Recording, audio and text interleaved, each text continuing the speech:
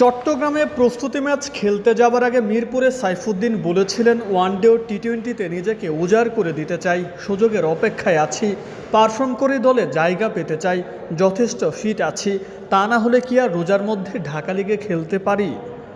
শ্রীলঙ্কার বিপক্ষে ওয়ানডে দলে সাইফুদ্দিনের জায়গা হয়নি, কিন্তু ব্যাট হাতে এদিন চট্টগ্রামে ঠিকই ঝড় তুলেছেন, ফিরেছেন যেন পুরনো রূপেই।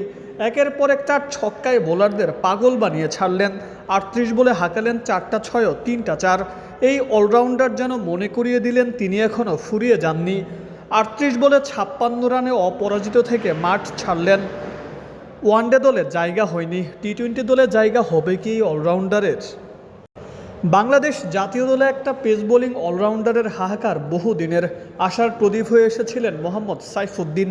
ইনজুরির পাশাপাশি নিজের গাফিলতির জন্যই তিনি হারিয়ে যেতে বসেছেন, এটা তিনি নিজেও স্বীকার করেছেন। তবে তিনি দমে যাননি, দাঁতে দাঁত কামড়ে আবার লড়াইটা শুরু করেছেন নিজের সাথেই, যার ফলও পাচ্ছেন। ওয়ানডে দলে সুযোগ হয়নি তাতে কি, টি-20 দলে সুযোগ তো পেতেও পারেন। যদি নাও হয় সাইফুদ্দিনকে থেমে যাবেন, কখনোই না। এই অলরাউন্ডার নিজেও জানেন পারফর্ম করলে একদিন না একদিন সুযোগ আসবেই, সেই অপেক্ষাতেই আছেন মোহাম্মদ সাইফুদ্দিন।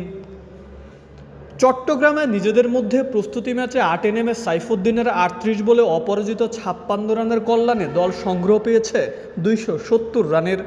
এবার বল হাতেও সাইফুদ্দিন পারফর্ম করে টি-20 দল ঘোষণা করার আগে নির্বাচকদের বার্তা দেখ যে তিনি প্রস্তুত আছেন।